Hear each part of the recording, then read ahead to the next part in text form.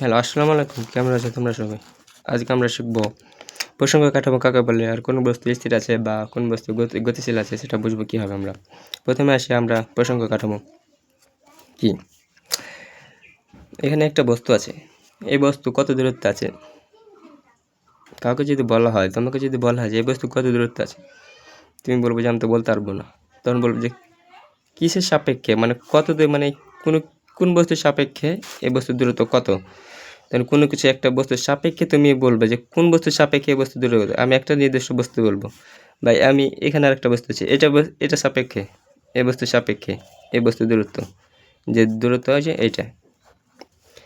এই এই এই বস্তুগুলোকে আমরা প্রসঙ্গ কাঠামো বলি।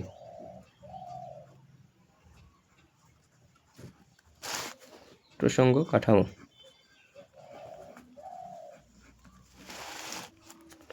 এটা হচ্ছে একটা প্রসঙ্গ কাঠামো, এটা হচ্ছে একটা প্রসঙ্গ কাঠামো।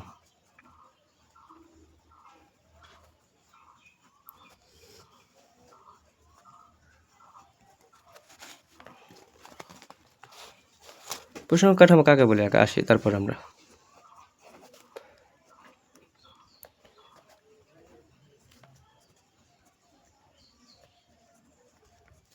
কোনো বস্তুর দূরত্ব জানার জন্য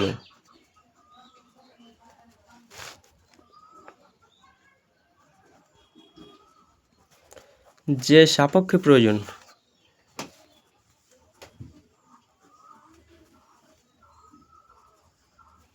যে সাপেক্ষ প্রয়োজন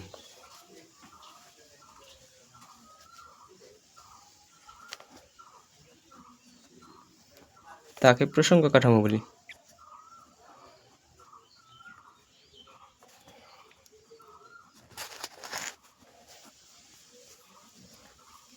তাকে প্রসঙ্গ কাঠামো বলি।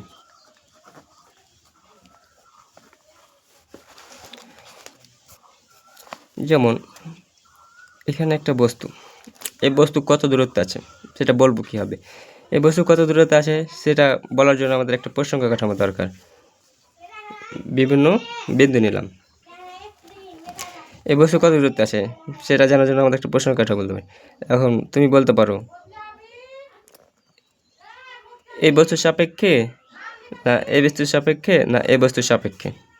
আমি যদি একটা নির্দিষ্ট বস্তুর কথা বলি তাহলে তুমি বুঝবে যে হ্যাঁ ওই বস্তুর সাপেক্ষে এই বস্তুর দূরত্ব কত। যে বস্তুর সাপেক্ষে সেটাকে আমরা প্রসঙ্গ কাঠামো বলি। এটা এই বস্তু এই বিন্দুগুলোকে আমরা প্রসঙ্গ কাঠামো বলি। কোনো বস্তুর অবস্থান জানতে বা দূরত্ব জানতে যে সাপেক্ষ দরকার সেটাকে আমরা প্রসঙ্গ কাঠামো বলি। তারপর আসি গতি। কোন বস্তু স্থিতিশীল বা কোনো বস্তু গতিশীল সেটা জানি।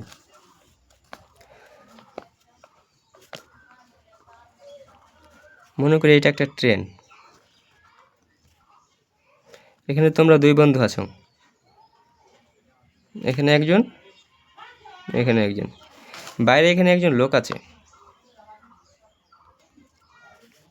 ট্রেনটা এই দিকে যাচ্ছে। তোমরা দুই বন্ধু একে অপরকে বলবে স্থির, তোমরা দুই বন্ধু একে অপরকে বলবে স্থির। ইনার সাপেক্ষে তোমার সাপেক্ষে তোমার আরেক বন্ধুকে বলবে স্থির, তোমার এই বন্ধুর সাপেক্ষে তোমাকে বলবে স্থির। কারণ তোমরা দুজন এক জায়গায় আছো, তোমাদের দুজনের কারো অবস্থানের পরিবর্তন হচ্ছে না, দুজনের সাপেক্ষে অবস্থানের পরিবর্তন হচ্ছে না, কিন্তু ট্রেনটির অবস্থানের পরিবর্তন, ট্রেনটি কিন্তু রানিং এক জায়গা থেকে আরেক জায়গায় যাচ্ছে। কিন্তু এই যে বাইরের লোক যে আছে, এই বাইরের লোকটি দাঁড়িয়ে আছে, এই বাইরের লোকটির সাপেক্ষে তোমার বন্ধু গতিশীল, ইনি বলবে, এই বাইরের লোকটি বলবে তোমার বন্ধুকে গতিশীল আছে, কিন্তু তুমি বলবে যে এই লোকটি গতিশীল নাই, তোমার বন্ধু গতিশীল নাই। কোনো কিছু সাপেক্ষে, যেমন বাইরের লোকটির কথা বলি, বাইরের লোকটির সাপেক্ষে তোমার বন্ধু গতিশীল। কোনো কিছু সাপেক্ষে যদি কোনো বস্তুর অবস্থানের পরিবর্তন হয়, ব্যাপারটা খেয়াল করে বুঝো ভালোভাবে। এই ব্যক্তির বাইরের লোকটির সাপেক্ষে তোমার বন্ধুর অবস্থানের পরিবর্তন হচ্ছে, সেই জন্য তোমার বন্ধুকে বাইরের লোকটি গতিশীল বলছে। তোমার সাপেক্ষে তোমার বন্ধুর অবস্থানের কোনো পরিবর্তন হয় না, সেই জন্য তোমার বন্ধুকে তুমি গতিশীল বলছো না, কিন্তু বাইরের লোকটি ঠিকই কিন্তু তোমার বন্ধুকে গতিশীল বলছে। তাহলে গতিশীল বস্তু কাকে বলে? কোনো কিছু সাপেক্ষে কোনো বস্তুর যদি অবস্থানের পরিবর্তন হয় তাহলে তাকে আমরা গতিশীল বলতে পারি। তাহলে কী দাঁড়ালো বিষয়টা? কোনো বস্তুর সাপেক্ষে কোনো বস্তু অন্য কোনো বস্তুর সময়ের সাথে সাথে যদি অবস্থানের পরিবর্তন হয় তাহলে তাকে আমরা গতিশীল বলি। যেমন এই লোকটির সাপেক্ষে তোমার বন্ধুর সময়ের সাথে সাথে কিন্তু অবস্থানের পরিবর্তন ঘটছে, সেই জন্য এটাকে আমরা গতিশীল বলছি। কিন্তু তুমি এখানে বসে আছো, দেখো দুজন ট্রেনে বসে আছো, তোমার সাপেক্ষে সময়ের সাথে সাথে কিন্তু তোমার বন্ধুর কোনো দূরত্বের পরিবর্তন হচ্ছে না, সেই জন্য তুমি তোমার বন্ধুকে স্থির বলছো। তাহলে গতি কাকে বলে বোঝা গেছে, স্থির কাকে বলে বোঝা গেছে। যেমন পৃথিবীর কথা চিন্তা করি, একটা পৃথিবী মোটামুটি প্রায় গোলাকার ডিম্বাকৃতি। পৃথিবীতে তোমরা দুই বন্ধু বসে আছো, এখানে একটা চাঁদ আছে পৃথিবীকে কেন্দ্র করে ঘুরে।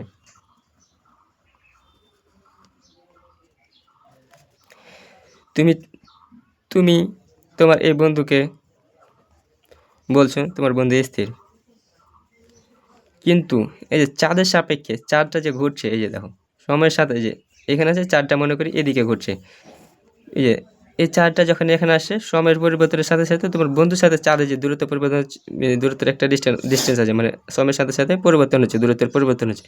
তোমার বন্ধু কিন্তু চাঁদটাকে গতিশীল বলবে বা চাঁদ কিন্তু তোমার বন্ধুকে গতিশীল বলবে। কিন্তু বাস্তবে পৃথিবীতে বা মহাবিশ্বে কোনো কিছুই গতিশীল না বা কোনো কিছুই স্থিতিশীল না। কোনো কিছুর সাপেক্ষে কোনো কিছুর অবস্থানের সময়ের সাথে সাথে কোনো বস্তুর অবস্থানের পরিবর্তন হয় তাহলে তাকে আমরা গতিশীল বলতে পারি।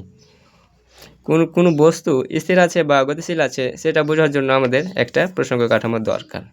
এই যে যেমন চাঁদের সাপেক্ষে তোমার বন্ধুর অবস্থানের পরিবর্তনটা হচ্ছে গতিশীল, কিন্তু তোমার সাপেক্ষে তোমার বন্ধুর অবস্থানটা হচ্ছে স্থির। আশা করি বুঝছো। কোনো কিছু যদি না বোঝো তাহলে কমেন্ট করে জানিও, আর যদি বোঝো চ্যানেলটা সাবস্ক্রাইব করো, লাইক দিও, শেয়ার করিও এবং আমাদের পাশে থাকেন।